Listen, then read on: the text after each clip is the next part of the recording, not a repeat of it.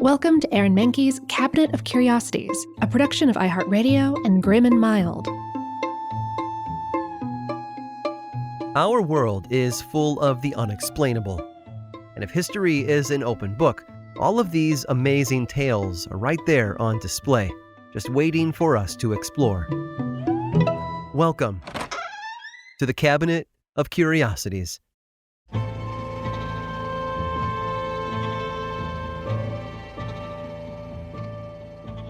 Bob Nelson was born in Boston, Massachusetts in 1936. From the moment he let out his first cry, the cards were stacked against him. His father left. His mother struggled with substance abuse. His stepdad was a literal mob boss. With zero support or guidance, Bob dropped out of high school in the mid-1950s. He drifted around Boston before moving to Los Angeles, California, where he got a job as a television repairman. Bob liked to work, and he kept the job for years. And then in 1962, when he was 27 years old, something happened that changed the course of his life forever.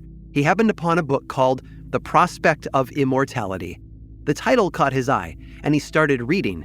In the opening pages, the author, Dr. Robert Ettinger, wrote, "Most of us now living have a chance for personal physical immortality. We need only arrange to have our bodies, after we die, stored in suitable freezers against the time when science may be able to help us. Sooner or later, our friends of the future should be equal to the task of reviving and curing us." This idea became known as the theory of cryonics, and it must have come as quite a shock to Bob. Remember, this was 1962. There had never been a successful heart transplant before. The theory that a person could be frozen and brought back to life was less medical and more science fictional. But Bob, nearing 30 years old and not having much to show for it, desperately needed something to believe in. The prospect of immortality became his Bible. And he wasn't the only one. That same year, he saw a flyer for a meeting of the Cryonics Society of California. The prospect of immortality had made such a stir that people were actually organizing and trying to make the author's theory a reality. Bob made a note of the date and address. The night of the meeting, he was nervous. He later told a reporter, and I quote, "I remember going and thinking, I'm not going to be allowed in because I'm not a scientist. I went in and I came out voted president." Just like that, Bob found himself serving as a leader in a growing movement. He embraced his role, connecting with dozens of others who were as passionate about cryonics as him. There was just one problem. None of them were actual doctors or scientists. On the whole, the Los Angeles cryonics community was populated by self-identified futurists, people who were interested in technology that might arise in the future. They were basically a ragtag group of dreamers with a very loose grip on medical science. All their plans for freezing human bodies were purely theoretical. That is, until 1966. That year, a 73-year-old psychology professor named Dr. James Bedford joined the Cryonics Society of California. But he didn't plan on being a member for long. He was dying of kidney cancer, and he volunteered to be the first ever human cryonically frozen. The Cryonics Society agreed to Dr. Bedford's wishes. As morbid as it sounds, they were actually excited about the opportunity to make their dreams a reality. And they got to work right away. Bob contracted a company to build a cryonic capsule, which is basically a super insulated coffin, and started trying to source liquid nitrogen. But the society's plans quickly went awry. Dr. Bedford died much sooner than anticipated, weeks before the cryonic capsule was set to be finished, and before they had any liquid nitrogen at their disposal. As the president of the Cryonic Society, this was Bob's problem to solve. Unsure what else to do, he contacted friends and neighbors, asking them for help. He scrounged up enough ice to fill the bed of his truck, and then he put Dr. Bedford's body inside and drove the corpse to a friend's house, where it stayed in a freezer for 3 weeks. Surely, this wasn't what the late professor had signed up for, but there was no turning back now. When the cryonic capsule was finally finished, Dr. Bedford was frozen right away, or at least the way the Cryonic Society thought was right. A mortician injected him with a medical-grade antifreeze, and a special machine pumped oxygen into his system. The liquid nitrogen still hadn't come in yet, so they lined the coffin with dry ice and put Dr. Bedford's body inside. For all its gore and imperfection, the Cryonic Society touted this as a success. Bob Nelson had led the world's first cryonic freeze, and he did it without so much as a high school diploma. The story inspired futurists worldwide, and more signed up to have their bodies preserved. Many of the attempts were total disasters, but around 500 people, including Dr. Bedford, remain frozen to this day, awaiting a future in which they might be resurrected. And while many modern scientists say cryonics is just wishful thinking, others believe there could be some truth to the theory. Just ask MIT graduate Robert McIntyre. In 2016, he successfully froze a rabbit and then brought it back to life.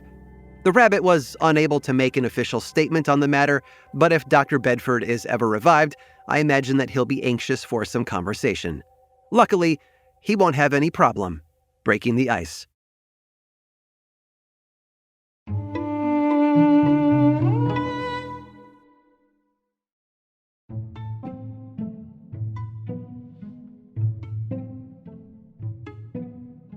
Sometimes a mistake is like a pencil on paper. It's easy to erase. You can apologize, go back and fix your work, and do better in the future.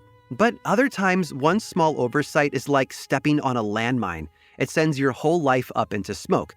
Just take the story of Forbes Smiley.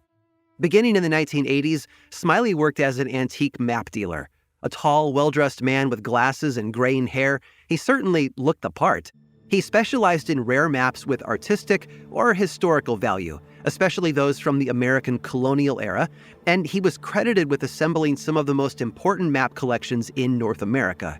He often spent his days poring through the archives at esteemed institutions, like the British Library, the New York Public Library, and Harvard University. Smiley was extremely successful in his field.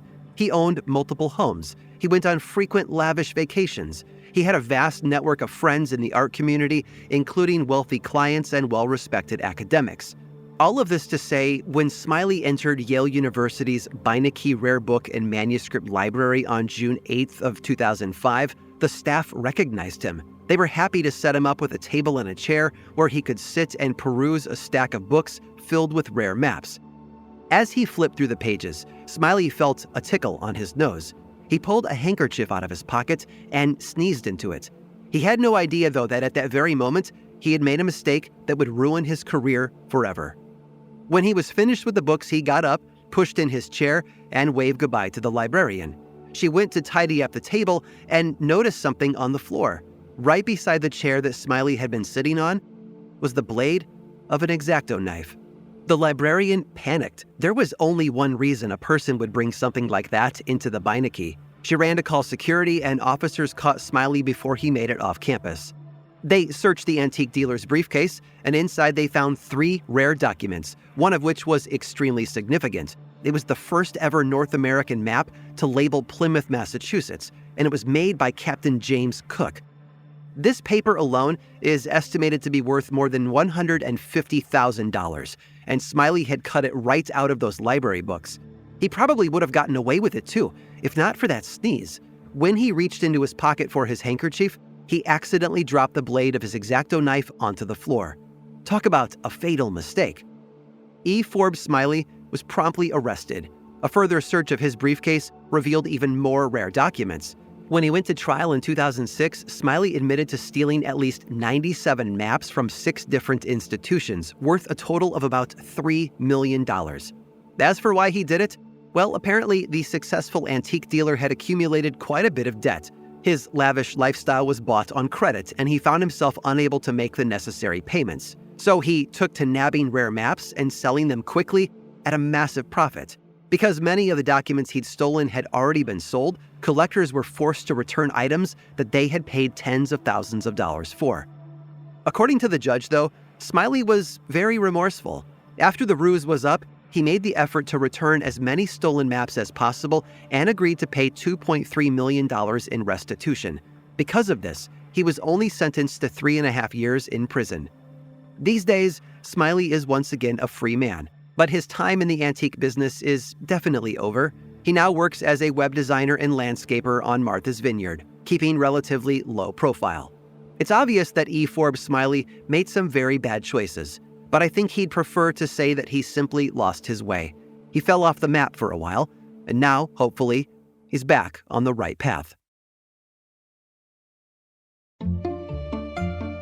I hope you've enjoyed today's guided tour of the Cabinet of Curiosities. Subscribe for free on Apple Podcasts or learn more about the show by visiting curiositiespodcast.com.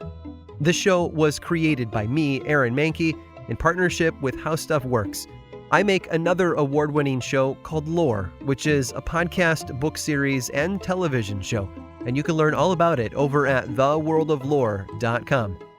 And until next time, stay curious.